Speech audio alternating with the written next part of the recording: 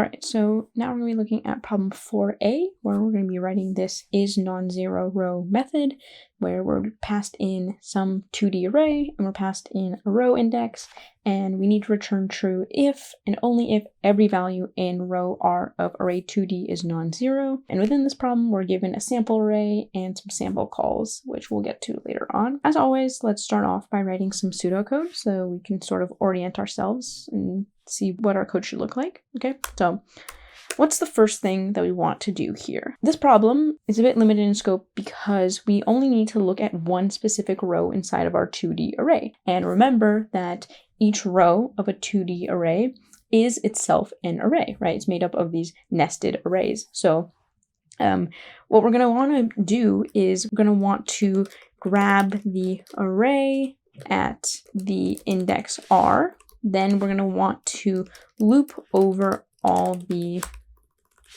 values in that array, checking for 0. So if we find a 0, that means that we don't need to check the rest of the array. We can do a early return because it doesn't really matter what else is in the array. As long as there exists one 0, we know that we should be returning false for this method. The method is called isNonZeroRow. If there is a 0, that is no longer a non-zero row. If we find a 0, return false. Otherwise, if we loop through that entire row and we don't find any zeros and we exit our loop, then otherwise return true. And that's about it for our pseudocode. So let's go ahead and dive into the actual code here. Grabbing the array at index R, remember that nested arrays or 2D arrays in Java are row major. That means that when we index a 2D array, that first index is the row that we're looking at. So since we have a nested array of ints, that means that each row is itself an int array. So we would say int array, and let's say something like row equals array 2D at R. What we're saying here is, okay, I want to index this array such that I'm only grabbing the row at index R. And we can assume safely that this is a valid index because that's part of the precondition. R is a valid row index, so we don't need to check for any out of bounds errors or anything like that. So now we can go ahead and loop over the values. So for int I equals 0, I is less than row.length.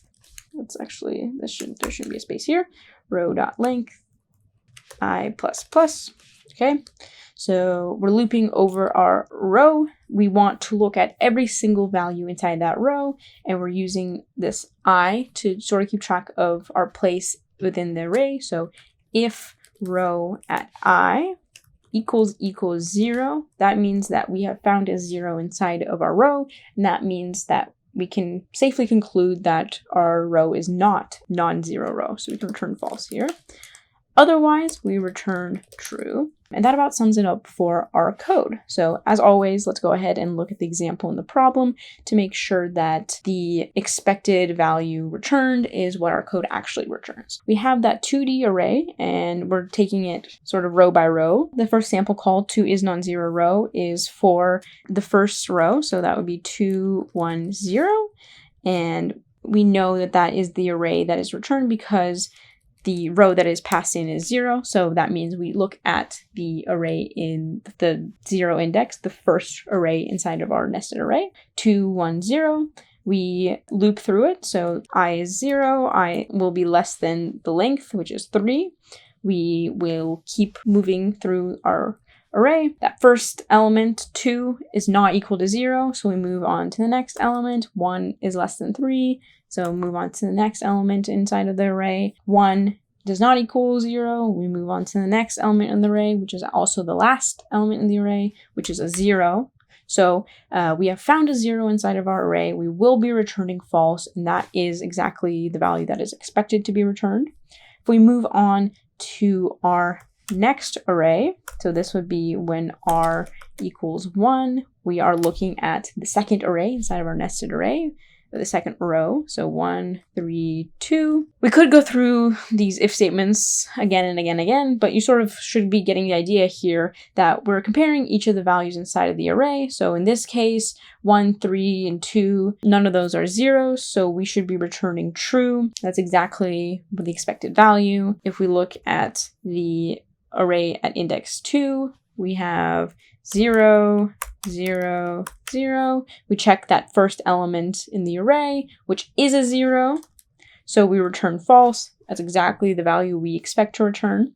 We look at the very last array at index 3, row 3, which is 4, 5, 6. We go through that for loop again. We go through all the elements in the array. We compare 4, 5, and 6 to 0. None of those are equal to 0, so we would return true, which is exactly true. That is the value that is returned. If we get rid of the pseudocode, here is what our final code looks like, where we're grabbing the row at that index that's being passed in as parameter r. We are looping through every element inside that row. If we find a 0, we know we can return early. We return false. That isn't a non-zero row. Otherwise, if we made it all the way through our for loop and we didn't find a single 0, we know that this is a non-zero row and we can return true.